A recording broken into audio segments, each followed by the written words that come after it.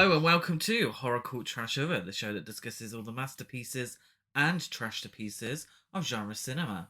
My name's Chris. I'm Gary. And this week we are partaking in our Summer Screams series of podcast episodes. Oh, this is hot. number one. Hot. No, it's not. No, if you look out the window, it's not quite summer. It's British summer. It's British summer, so it is warm, but also dull. Something to celebrate. And a bit rainy. It's well done you for putting this forward for the vote. So this month we're discussing films that you guys voted for, that we put forward. We chose one each. And congratulations, Chris, for picking a summer film. Yeah, it is an actual summer film. It's a summer sequel. No one's shivering. And obviously we are talking about Boggy Creek II, and the legend continues from 1983. Or 1985, depending on who you ask. Which, yeah, I'm going to say 1983, because that's what I have written down in front of me. Because it looks like 1973. Yeah. Yeah, Boggy Creek II. Before I put it up for the vote, I never seen Boggy Creek 2, and I'd never seen Boggy Creek. And I'd never seen the other Boggy Creek 2. Confusing. Yeah, let's get this out there right now. Despite its name, Boggy Creek 2 and the Legend Continues is the third film of the series. But Charles B. Pierce, director and producer of the first film, had no affiliation with the sequel, Return to Boggy Creek, in 1977. So, he didn't like it. And he just thought, fuck it, I'm going to ignore it and create this film as the official sequel. Yeah, so The Legend of Boggy Creek is a film that I was aware of. And I actually thought it had a super duper cool poster. Yeah. So when the vote came out, I kind of did a search, and Boggy Creek 2 had a much lower rating, and I watched the trailer. I was like, okay, this will be good for a podcast episode, rather than the original. Mm-hmm. And thank God I did, because the original film was a fucking snooze fest. Yeah, we would not be able to get a full episode out of that. Oh my lord. It's like this faux documentary style. But it's awful. It's terrible. It's like, like Crime Watch. Yeah. Where they do the reconstructions. But imagine that, but the crimes are really, really boring. It's annoying because as a big found footage fan, and as someone who loves mockumentaries as well, that should have been my exact type of film. And admittedly, I think it's ahead of its time. I think it went on to influence many other films. Like when you look at The Last Broadcast, like Mungo, Ghostwatch, there's so many films that I feel like may have taken a little something from it. That's great. That's wonderful that you inspired so many great films. But fuck me, I genuinely had to fight to stay awake. Yeah, like you actually did. When you're gonna make a film about a little town and a town called Fuck. Yeah, essentially, yeah. At least make up some interesting characters. Don't fucking use all the locals, and when they're absolutely just. I mean, it's harsh, but they're just really uninterested. They're really boring people. Like, they've got nothing going on. And so much of the film is dedicated to their story. And so one day I went down to the lake. And so on. And then, in the last 10 minutes, Bigfoot comes out and you barely see a thing. So it's just pointless. What's going on? It's something that connects the two films. So Boggy Creek 2 and The Legend Continues and the original is these sort of flashback stories of people going about their business and encountering whatever they call it, the creature. I'm just going to call it the creature. And they encounter the creature, and that's kind of it. Yeah, but let's make one thing clear. Boggy Creek 2 is an absolute blast compared to the first film. The connecting part. It's not as good because it's not exactly ambitious, it's not influential, it's not ahead of its time, it's just shit, but it is the best kind of shit. It is. And we'll discuss it now. Yeah, it's written and directed, of course, by Charles B. Pierce, who made The Legend of Boggy Creek, Bootleggers, Winterhawk, The Town That Dreaded Sundown, the other film that you could have voted for. The Winds of Autumn, Grey Eagle, Renfro's Christmas, Orkin's Breed, and more. He considers this to be his worst film.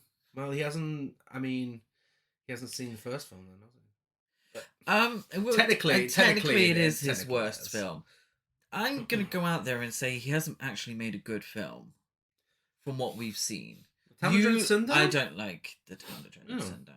I thought it was just as well. It wasn't weird. as boring. It's got that sort of thing that The Legend of Boggy Creek's got, where it's like it could be a documentary sort of thing. Yeah. I do prefer the Blumhouse reboot, remake, requel. I don't know what to call it, but it's a better film. But yeah, Boggy Creek 2 is made on an unknown budget, and I don't know how much it made at the box office. I'm gonna guess not a lot. I'm assuming not a lot. The first one did really well at the box office. Yeah, but this one seemingly not. I'm assuming. How could it? I know. Let's talk about who's in it. In the section we like to call "Hey, I know you." We do know him because we just spoke about him. Charles B. Pierce is Dr. Brian C. Lockhart. Now, he was in most of the films he directed, as well as the Aurora Encounter and the Town of Dread Sundown Blumhouse reboot. Oh, lovely. So, yeah. Bizarre figure. Some of the choices he made for himself in this film. Especially the outfits. Yeah, we have a lot to say about the outfits. Yeah, we definitely knew it was a summer film. Yeah. Victor Williams plays the little creature. Okay. Bigfoot's son. Bigfoot's son. And daughter. He was in The Affair, Sneaky Pete, The King of Queens, Happy Together, not that Happy Together, Flight of the Conchords, The Animatrix, The Bewitched movie, and more. Oh, lovely. I'm assuming in having his face covered, costumed. Yeah. Oh no, I there's no one in costumes in the Bewitched movie, as far as I can remember. Oh, or Flight of the Conchords. Oh, wow. So you know what? Good. He had his face covered throughout this, so it didn't ruin his career. There we go. Chuck Pierce Jr. Plays the constantly stripping Tim Thornton. Oh, is that his son? Oh shit! I've only just realised. Yeah. That's even weirder. There's a scene in this film where it looks like they're about to have sex. This is so weird. Ew. There is a weird scene. They look like they've just had sex. Oh wow. He literally says to him, "Get on the bed." Like, yeah. Oh, okay. He's in spoiler most of his father's films and Midnight 2. And finally, Jimmy Clem plays Midnight 2. Yeah. Right. Okay. Jimmy Clem plays Old Man Crenshaw, and he was in most of the director's films. So. I mean, really, we don't really know anyone in this film. No, the I think it's a similar story for the actress who played Louise. Louise? Have I just made that up? It is Louise, isn't it? We're literally just about to talk about. No, it's not Louise. It's Leslie. Leslie, there we go, Leslie. Yeah, so she was in a lot of his films, and she was married to him at one point. So she was in The Town that Dreaded Sundown, Boggy Creek II, and Grey Eagle. Wow. And I think she's one of the students, but yeah, they were in some sort of relationship in real life. What a fucking weird film. I'd love to see how this was made. I'd love to see a documentary. Okay, let's get to it. Let's talk about our feature presentation. That's why you're building these fires around this camp, isn't it? Because it's afraid of the fire. It is. You finally smart enough, cuz. Talk to me. No!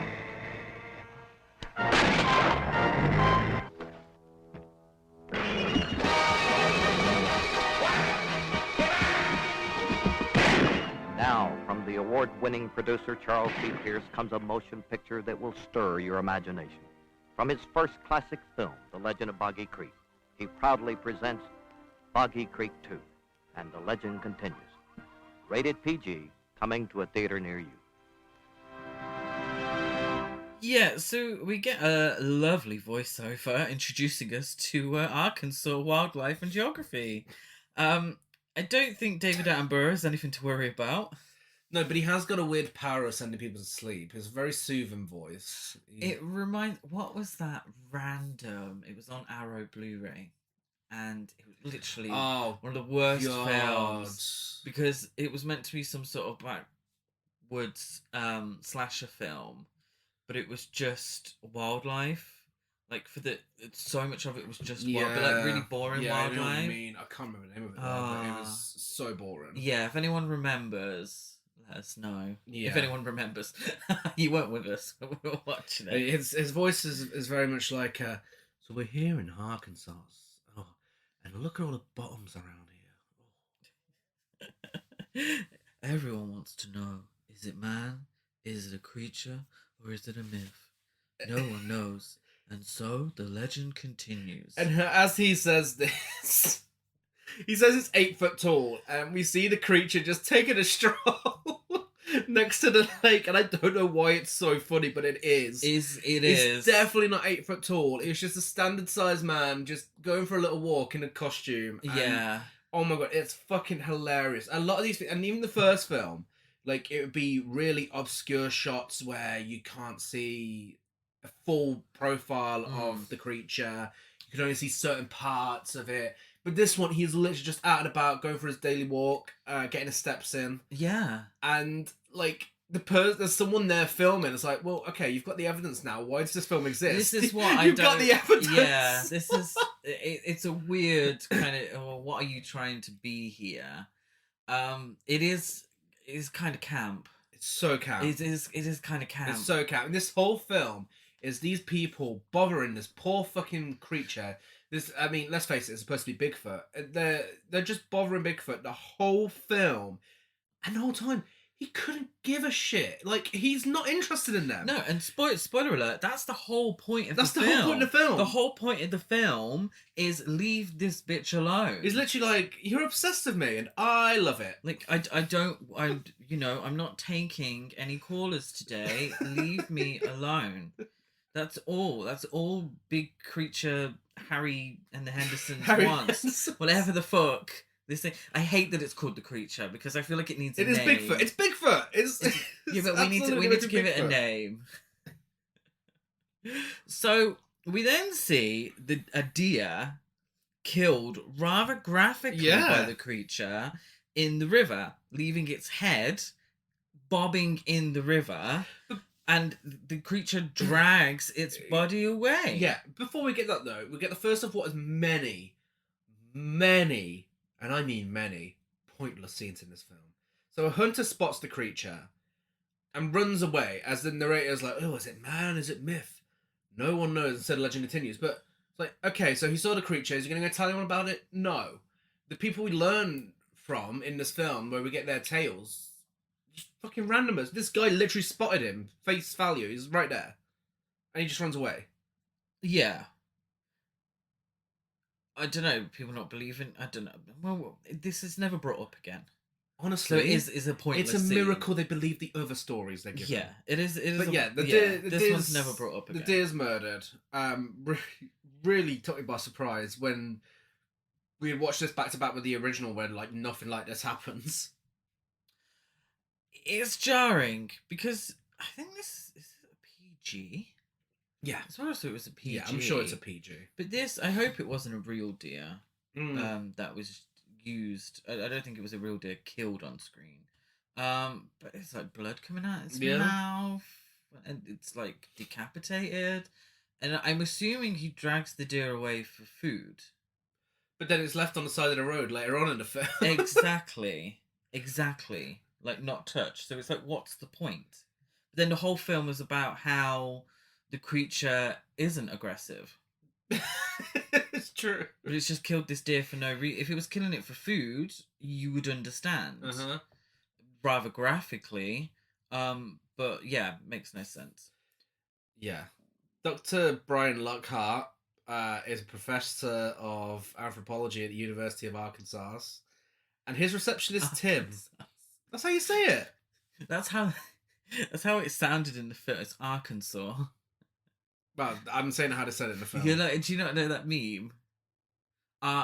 Kansas. Arkansas. Oh yeah. Well, yeah. I mean, this is how they say it in the film. They do say Arkansas. Yeah. Like kind of weird, but as far as I'm concerned, it's Arkansas, yeah. Arkansas. His receptionist, Tim the Twink, who constantly wants to get his kit off throughout the film. First, he's fully dressed. This is the only time you'll see him where all of his skin's covered up. He receives a call from a sheriff whilst Brian is at a football game. Tim goes and tells him all about it, and then he starts telling other people who whisper it to other people. Yeah, so they were at a football game, very, very busy football game, American football game, and Lockhart recruits the help of his students, Tim, who was giving him the message, Tanya, and Tanya's friend, Leslie. So Tim tells him at this football game. He tells Tanya, who then tells Leslie. And this is all set up during the football game, and it's so loud that we cannot hear what they're saying. Yeah. So it's just this incredibly awkward encounter. And, like, really, like, okay, we don't know what they're saying, so why do we have to see this at a football game? And how is this so important, despite all the many stories based around the creature that he'd heard, that Tim just had to tell him during this football game, and they had to all piss off during this football game and leave to go see the creature. Yeah, because, spoiler alert, when we get to see the flashback to what happened, it's probably one of the least interesting stories we get throughout this film. Yeah, because, yeah, it's true. And then they start getting their shit together in Lockhart's office for them to go and find the creature. Lockhart questions Leslie's choice of a white pantsuit for the wilderness. Tim is starting to disrobe and has his shirt completely undone, whilst he's in the professor's office. It makes no sense. But no one seems to care about that. Why? I know his dad directed it. Why did he tell him to have his kit off so much? Yeah. It's so weird. So the white pantsuit is a no-no, which is understandable if you're going into the wilderness. Yeah. Probably not the best choice. You're going to ruin it. But the going around the professor's office with, your chest hanging out, well, just practically topless. Yeah. This guy, Tim, is okay. Come on, double standards. And this film this is the first point, and I'm going to keep bringing it up. You better believe I'm going to talk about it. The treatment of women in this film is ridiculous. It's very surprising she decided to marry him after. But it's not... it's not giving misogynistic violence or anything like that horror films are accused of. It's just giving stereotypes, and just the women are made to look really stupid. And this Leslie, she really gets the brunt of it. Does.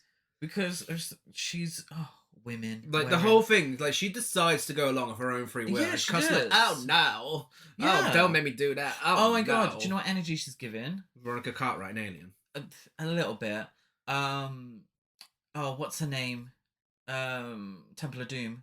Oh god, yeah. She's given Temple of Doom. That's true. But she decided to go. She wasn't caught up in it. But yeah, I will keep bringing the point back up during the episode, so don't worry, guys. Yeah, the group heads for an area near Boggy Creek, close to the town of Fuck. It's spelled Fouke. And honestly, that was the most entertaining part of the first film, is the narrator constantly going, and here in Fuck, the Fuck boys, fuck this, fuck, like, constantly. Like, there's no way it doesn't sound like fuck. Tim now has no shirt. It's completely gone. His shirt is completely gone. There's no need for him to have no shirt. No, they're just driving. We get a very boring voiceover telling us what is going on as they drive. Oh, there's been a sighting, and Tim decided to leave his shirt at home today because he was really feeling his oats.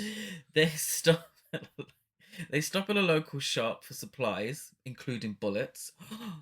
And the cashier and a couple of good old country boys tell Lockhart and co that they're on a wild goose chase. Pointless. But the guy who works there is like, well, I might show up dressed as a monkey in the middle of the night. Not every American person sounds like Mae West. And Brian's like, oh yeah? Well, I have a gun, and any monkey that shows up, I'm going to shoot it. Well, he It's like, does. oh my God. He says, "Well, I'm very scared, and I might be so scared that if I see even a monkey suit, I might shoot." And it's, but the whole point of the film is to leave the creature alone. So why is he so like, I'm gonna shoot? Lockhart sets about investigating the recent sighting that he heard via Tim. So he does this while relating to the group tales that he's heard of centered around the creature. And this is presented in flashback form. So this happens throughout the film. So this is kind of a reference to the original. This is where the Crime Watch or Unsolved Mysteries come in. So we know that they're flashbacks because we get a very intense Drag Race Season 1 Vaseline filter for these moments. We get our first tale, and it's about a local rancher who, while having lunch, mysteriously lost his herd of cattle and then saw the creature leave the scene. That's it. The creature literally just looks gormless. He doesn't try and attack him. No. He just walks around, mind his own business. Like, what are you doing? Go on. He's just... Leave him alone. He's in this barn, and the creature's there. And he says, "Are you trying to seduce me?"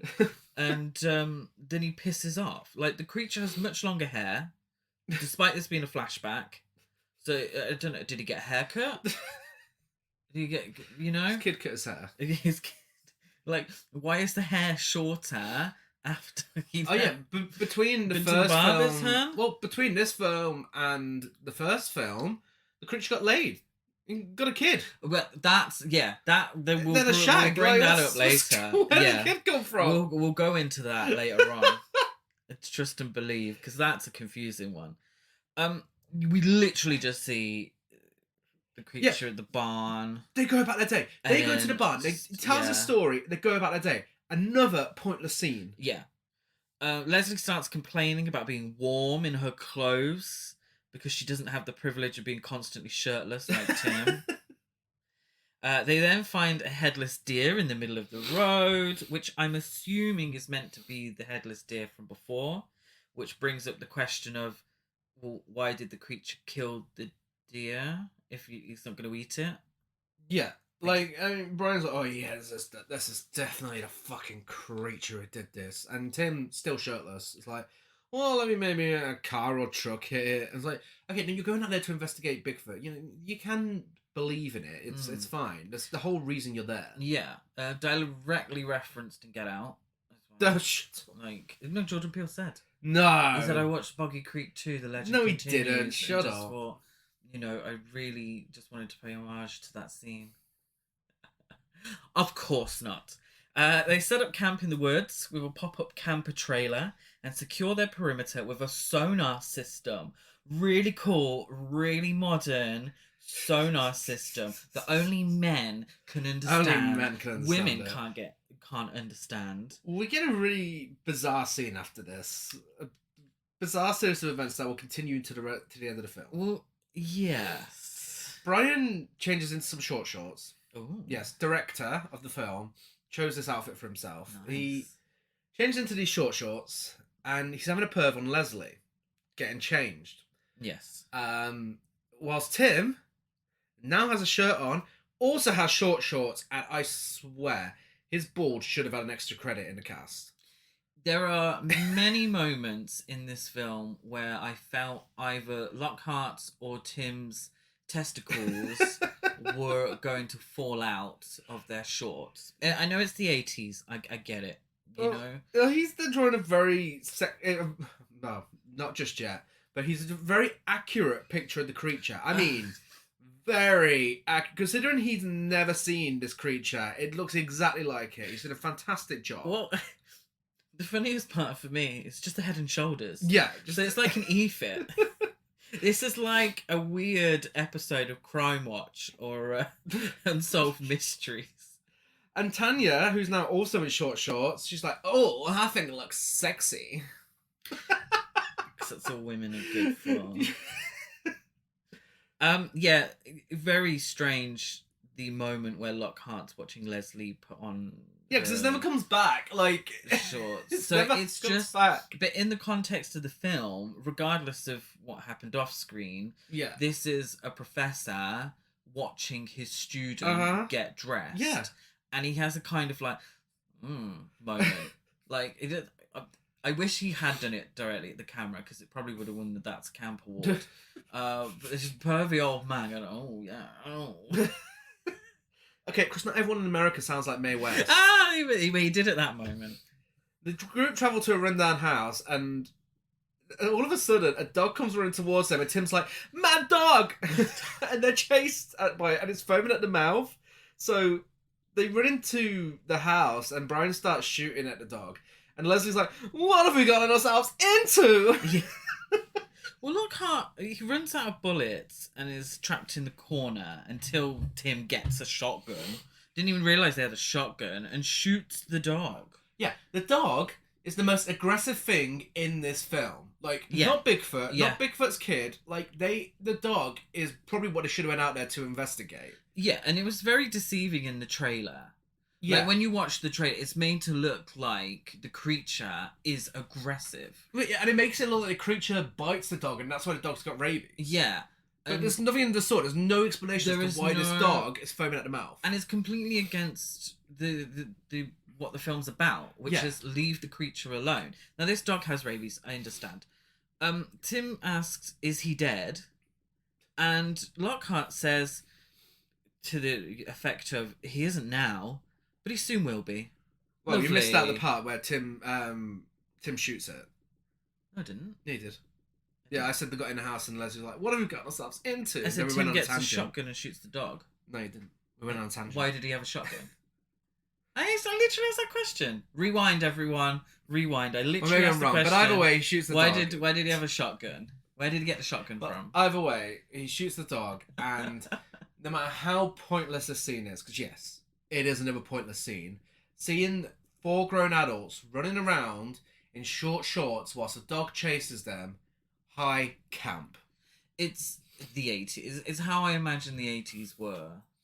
Now, I was born in the 80s, but not enough to remember. Born in a pair of short shorts. I was... we called them nappies.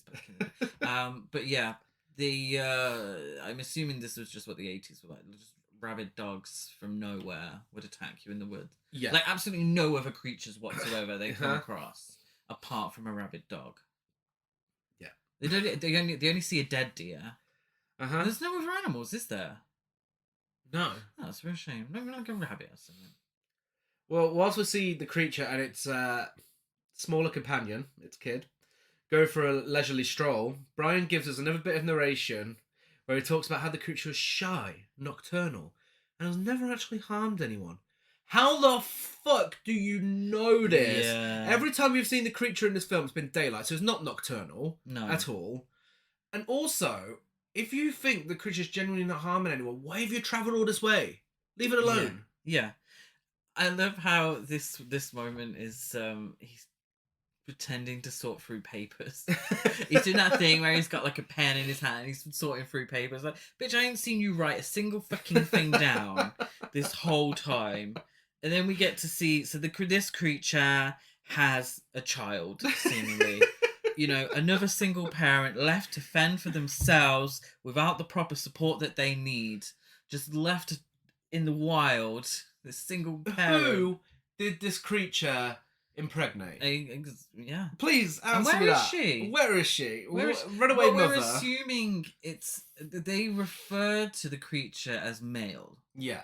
So that's, we're saying he because the film says he. There's no evidence to suggest. I'm not even sure if there's evidence from their part to suggest, because they've never seen it up close. No, they deleted the story where they caught him having a wank. Whereas is it with the or is it a glory hole? Cat's cut, the cat's bumhole cut. They cut the scene where it was in a glory hole, and again, wasn't bothering anyone. But yeah. So what a mystery! That's the biggest mystery of this film, is where this kid came from. Yeah, exactly. I mean, is it a case of the Phantom Menace where just gave birth. Is it a case with social services? It just gave birth. There was no father, no ejaculation involved. It just happened. It doesn't bear thinking about. I'm confused. I want to know. I mean, Yeah. I'm invested. Maybe the legacy of Boggy Creek explains this. Have you ever seen The Beast? Well, This is a sequel to that. it's not a horse. That wasn't a horse. The Beast. It was more of a werewolf, Oh, actually. well, to be no, fair. sorry. I was just distracted by all the horse sex in that film. Brian tells another story, this time about a local man who encountered the creature whilst repairing a flat tyre on his vehicle. The man was rendered unconscious in the encounter and never came out of it in order to relate his story to the others. How does Brian know about this story? How do you know about this? Are you making this shit up on the spot? Yeah, it's very true. The highlight of this flashback is when the guy says, "Oh God, Lord have mercy." But he sounded like Screech from Saved by the Bell. That was a terrible American accent, I apologise. But yeah, but he says it about his tyre Yeah. rather than about the creature when he attacks him. They don't explain how he knows, despite the guy being unconscious and never waking up again.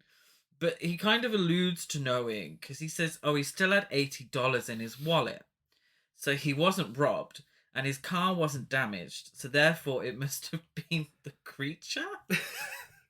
Yeah, makes sense. Because anyone else would have damaged his car and robbed his, I mean, it could have been his wife. Mm-hmm. Yeah, or it could have been an enemy who's like, if I kill him in the woods, they'll blame it on that Bigfoot creature.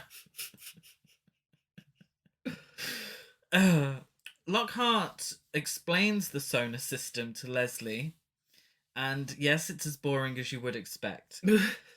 He has to nonchalantly guess Tim and Tanya's weight as part of the process as well, which I think is a little inappropriate for a professor. He said, Tim must be about 110. And Tanya was like, what? You do not guess a lady's weight. Unsurprisingly, something extremely large sets off the sonar heading towards Tanya. So the idea is that the sonar gets set off if something weighs more than whatever he set it at. Mm-hmm. So the creature, he assumes, weighs more than 400 pounds. And therefore... Which is like, what's that in stone? I was thinking, yeah, fucking massive. The guy in the suit does not look 400 pounds. But anyway, anything over the 400 pound mark will set it off, and they'll know it's the creature because nothing else would weigh that much. So Tanya and Tim are on the old walkie-talkies, and Leslie gets on the walkie-talkie. Run, girl, run! Brian goes to find and save her. He's like, I smell ya. You better say something. What the fuck is he gonna say? There's no evidence to say this creature talks. What are you talking about? I love you, right? And then the creature disappears on the system. It's like, what a stupid fucking moron. But Lockhart always has a gun in these moments as well. We then get pretty much the same thing again, kind of. Yeah. Because in the middle of the night, another large visitor on the sonar appears, and it goes off. And Lockhart's like, he's circling the camp. He's watching us. I don't believe it. And he's like, he's going up now. He's going south. He's going left. He's put his left leg in. He's put his left leg out. He's doing a hokey cokey, and he's turning around. The creature cuts the power, like, seemingly. He does, yeah. No Come reason. on, if Jason does it. Tim and Brian go outside to get the power up and running when they spot the creature just staring at them from inside a bush like, whoa. You love. You're right. They're just looking so fucking Do you need stupid. some help with your power? But he's just watching them, and Brian shoots it with a tranquilizer, and the creature just pulls it out of his chest and goes about his day. It does. And we just move on, and then fucking Brian's like, the dart gun was a mistake. He just reached and pulled it out. Yeah, he did. That play with. Oh, that's how they know it's a male. He just reached and pulled it out. It reminds Brian of another story. It does. And in a fucking bizarre story. A very strange series of events. To cheer everyone up, he decides to recount the story of a local attorney who was in an outhouse. His name is Oscar Cool Potter, by the way. That was attacked by the creature. And seemingly he soiled his pants in the encounter. He begins this attorney. Why he would include this part in the story, I don't know. This must be how he recounted the story to Lockhart. He was searching his house for the Sears catalogue so that he can wipe his arse with it. Now, I'm assuming the Sears catalogue is like the Argos Yeah, catalogue. we've all been there with the Argos catalogue. Have we? Sat on the toilet. So then he sits on the toilet and he's just looking at the ladies' bras, essentially. He is, yes. Section. So I wasn't sure if he was going for a shank. Don't Google that. Or I don't know why it was just the bra section. Very it's immature very strange humor. And then he thinks it's his wife, the creature, but it's not. And then I don't really understand what went on. I hope you can help, Gary. Did he shit his pants? He shat his pants. He stood up, he pulled his trousers up after he heard the creature, and then he shat himself. Okay. Imagine being that close to the toilet, then shit yourself. But so then she has to hose him off. She has to hose him off. But he's wearing trousers when she's hosing him off. Yeah, which makes no sense. I thought the creature had shat on him. No, he shut himself. I don't know why she's hosing the trousers whilst they got him up. But we go back to the guy and they're like, they're having a great laugh about it. And story. But then it's like, Oscar definitely had a drinking problem. Oh yeah. I'm not sure how valid this story was because he did have a drinking problem. But they're all laughing about his alcoholism. Like, what the fuck? Suppose you'd be more likely to shit yourself if you had a drinking problem. Well, the local sheriff with his meaty moustache, he looks like he's still in the 70s. Great moustache. Tells Brian the story of when he encountered the creature behind his home following a fishing trip. The creature attacked him seemingly. I mean, it looked like he was just trying to give him a hug. And its child ran off with the sheriff's catch. This is the story. This is the big story that Lockhart has come to investigate. Okay, hang on. You've got a story about a guy literally shitting himself, and you've come here to investigate this one. Because the sheriff. Wow. Because it's the sheriff, it makes it more valid. He's like, and I got all these stitches from it. And Brian's like, sorry, I don't mean to laugh. Why are you laughing? He got stitches. Great story, Mark. Just laughs in his face. Yeah. So apparently he just wanted the fish. I thought he ate deer. So I still don't understand why the deer was killed. Okay, he's got a bit of variety in his diet. Leave him alone. Okay. The sheriff directs Lockhart to speak with Old Man Crenshaw, who lives in a shack along the riverbank. Back at the camp, Lockhart judges Leslie for wanting to wear a bit of blush. Mm-hmm. Did you catch that? Yeah. And there's so many moments where it's like, women. Yeah. You know, what? Because she wants to wear a little bit of blush while she's out and about. You know? Leave her alone, dickhead. Lockhart and Tim go investigate the area. And he refuses to leave a gun with the girls because they wouldn't know how to use it anyway. Women. Leslie and Tanya then decide that the whole thing is just too scary for them and fuck off in the Jeep. They get lost on the way. And they get stuck in the mud. They're stuck in the mud. They're stuck in the mud. Why do they get stuck in the mud? Because they're women and they're stuck in the mud for about fucking 10,000 hours. It's a lot. The creature shows up eventually, which sends them running. The creature's just like, oh my god. How long are you going to be here? How long until I have to come out and scare you and move you along your day? Like, come on. And we've got the Sears catalogue. Amazing dialogue from Tim, who they're back at the camp. And now it looks like they're post-sex. It looks like awkward. Brian's shirt's undone. Yeah. Tim's shirt's off. Yeah. And he's like, I feel something's bad wrong. Bad wrong. You feel something's bad wrong, and the women are the thick ones in the film. It's giving sugardaddy.com. It is, and they finally decide their concern many hours later, and for some reason Brian's like, get on the bed. Yeah. I don't know why he says get on the So bed. what? The ladies arrive back at the camp. Yeah, so it goes on quite a while, this scene, where Tanya and Leslie are stuck in the mud. So it's established that they're stuck in the mud because Tanya, as a woman, doesn't know how to use the 4-wheel drive. Mm-hmm. They bitch, they moan, they bicker because they're women. Yeah. Yeah. And Tim, as Gary said back at the camp, he suggests that they've gone to get some fancy food. The girls finally read the manual for the Jeep. Uh-huh. Because apparently there's a manual in there, and women don't know how to use cars, so they need a manual. And then they go back. But what annoyed me was when the ladies return, they act like children about to be told off rather than capable college students. It really pissed me off, this scene, because they kind of, I don't really know how to describe it. It literally like toddlers who have just ruined the kitchen. Yeah, Just messed up the kitchen. Not like actual capable college students who were invited on this trip. Mm-hmm. And it's only the women that are treated like, Tim's treated like a capable student and a right-hand man to Lockhart, but the women are the issue. Mm-hmm.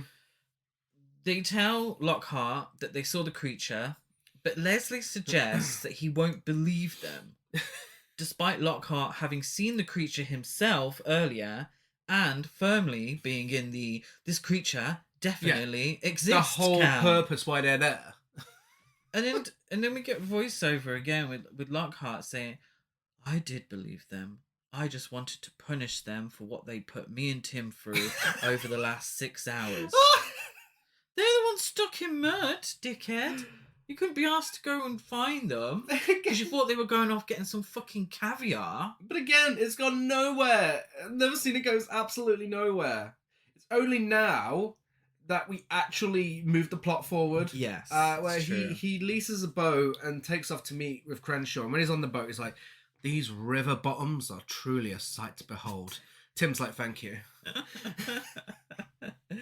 All the cool kids are hanging out by the river, and Leslie says, we should have brought our swimsuits so we could have stayed here instead of going on this safari trip. I thought she was a student. I thought she'd be interested. No, Leslie is Tanya's friend. Yeah, but I thought they were students together. Why would Tanya invite her? I don't know why she's invited. She's invited because the director's shagging her. That's why. Lockhart pretty much tells her she has to join them, which makes absolutely no sense, and she's not contributed anything thus far. Yeah, she's not a student. Just send her home. She's a student, but she's not a student in their field.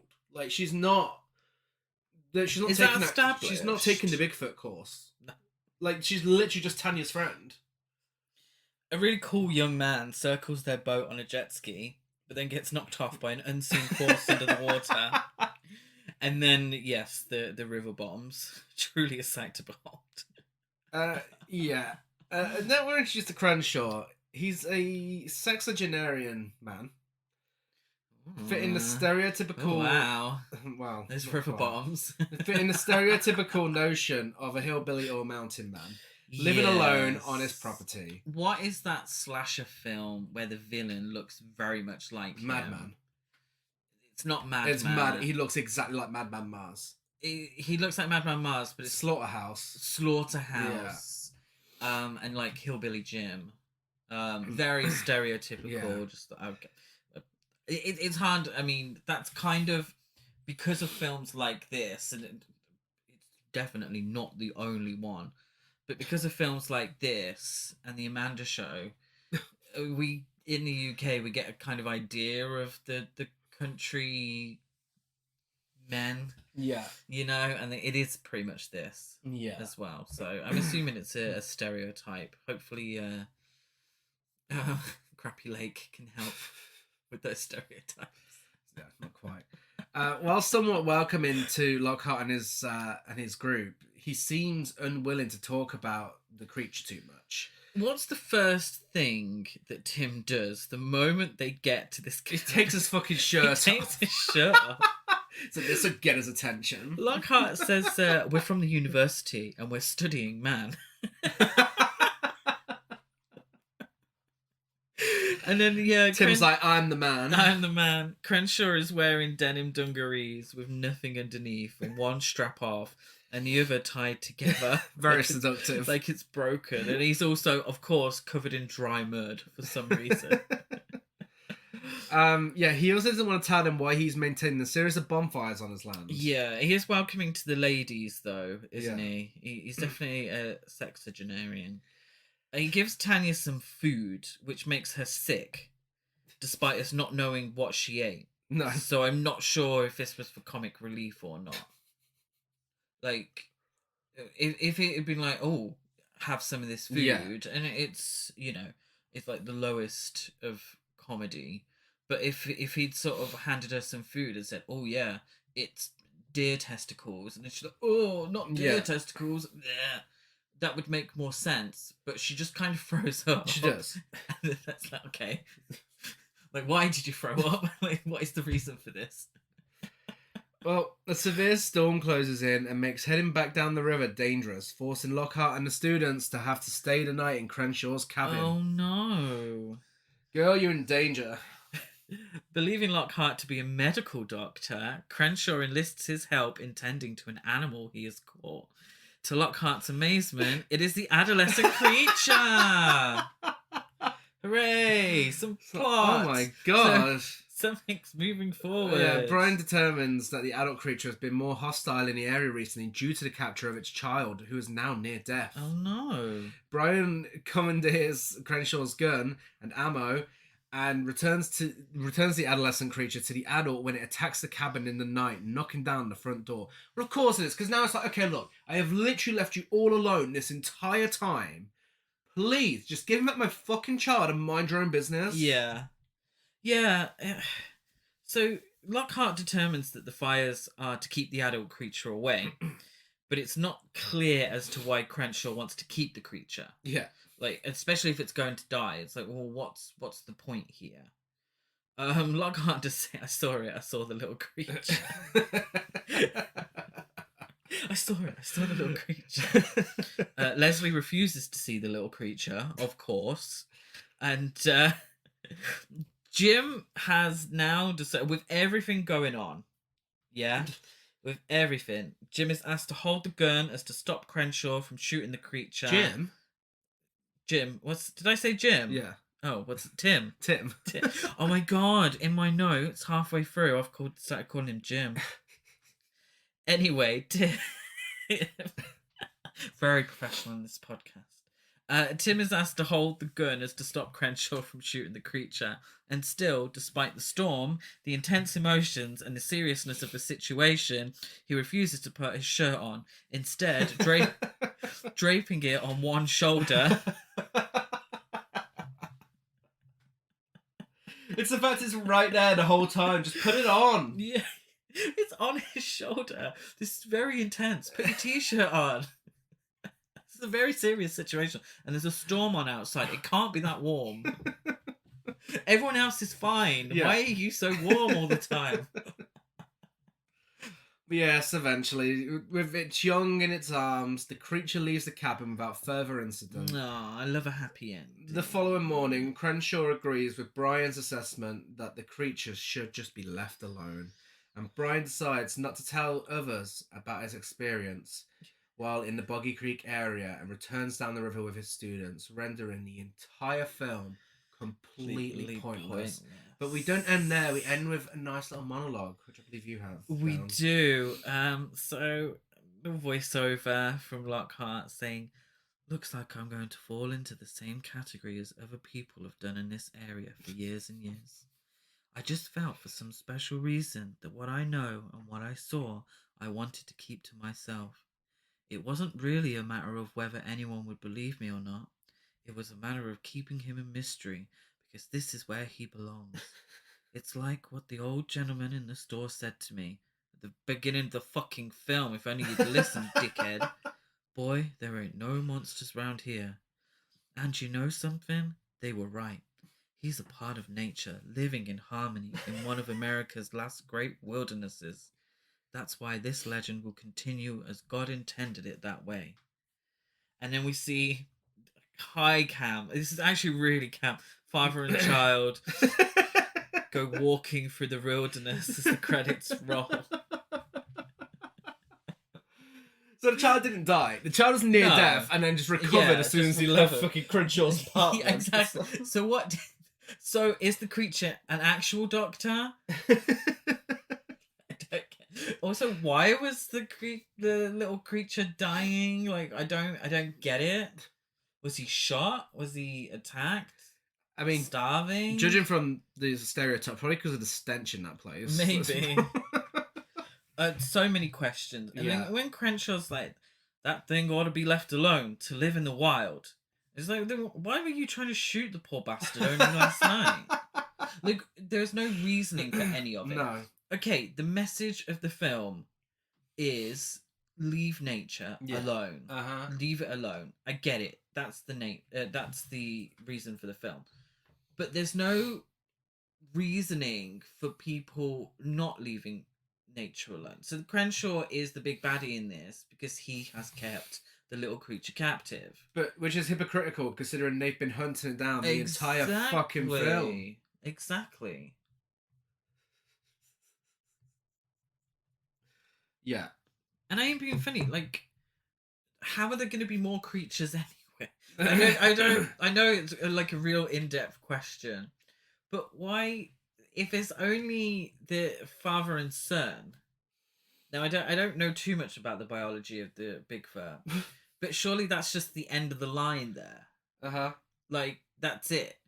They can't have any more. There's not going to be any more Bigfoot creatures. So it's like, okay.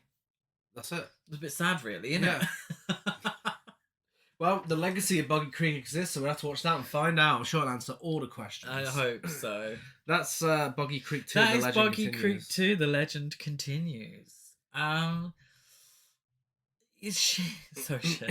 It is. I absolutely love it. It is top tier trash piece. It's like so stupid. There's no reason for it to exist. It doesn't go anywhere at all. It just raises loads of questions that never get answered, and it's a fucking entertaining time. Yeah. It's got ham-fisted message. The director really thought he was doing something, which is the best kind of trash piece. He said it after the fact that this was his worst film. Yeah. But I would bet good money that he thought that he was going to make this ecological masterpiece. Everyone was going to be crying at the end. Yeah, like, oh yeah, we should leave the creature alone. Oh. Yeah. So let's get to the awards. Biggest queen. I have the creature. Oh yeah, I suppose. Girl, you literally just wanted to mind your own business in the woods. And you literally just were trying to have a nice time, and these fucking morons came in and ruined it for you. It's true. I put Tanya, I suppose. Stretch. Yeah. Women, the female characters in this are not treated kindly. No. They're really not. It is a massive bugbear with the... Well, all of it's a massive bugbear, but it's a particularly big one. It's like, mate, learn how to write female characters, dickhead. Well, it's not Christopher Nolan. Whoa, controversial. Biggest gasp, I have the deer killing scene. Oh, yeah. Just because, like, I mean, when you've watched the first one as well just before and this happens, oh my god.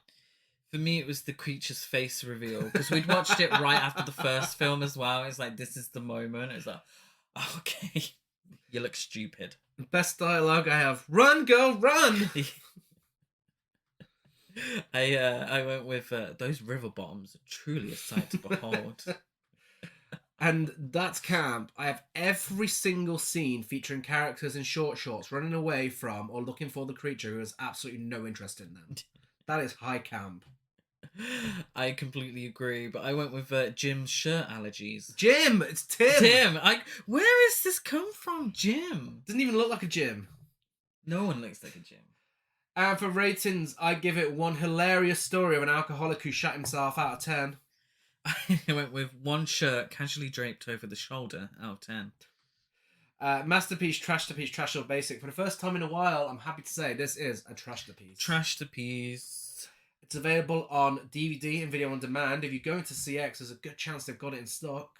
I I did purchase it on a DVD, and it was paired. It was one of those amazing 4 films. 4 films, a Hollywood DVD. A Hollywood DVD. Is it on 2 discs? Yeah, double-sided discs. Double-sided discs. And the only other film I can remember on there was Ripper. And Mutant and With Friends Like These. Yes.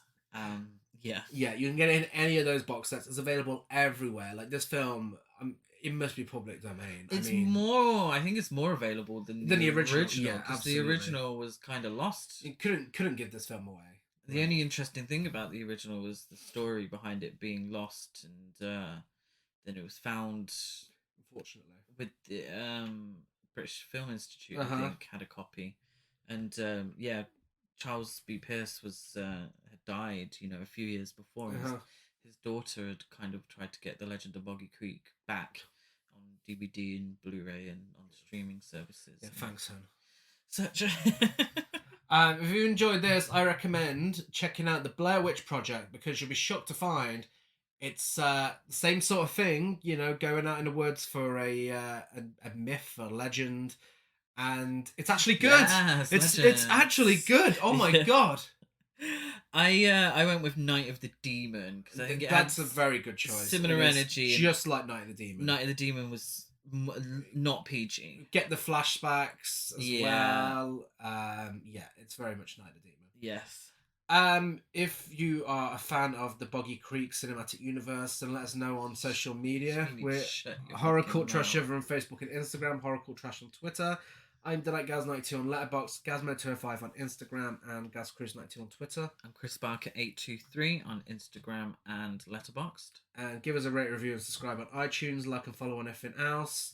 Next week, Summer Screams continues, and we're going to a summer camp next week. One that doesn't allow clothes. Ooh. For The Monster of Camp Sunshine, or How I Learned to Stop Worrying and Love Nature. Honestly, that could have been the name of this film. It could have been. That actually could have been the name of Boggy Creek II, or How I Learned to Stop Worrying and Love Nature. Yeah. That's exactly the premise. Yeah. So we'll be back, same time, same place next week. Bye.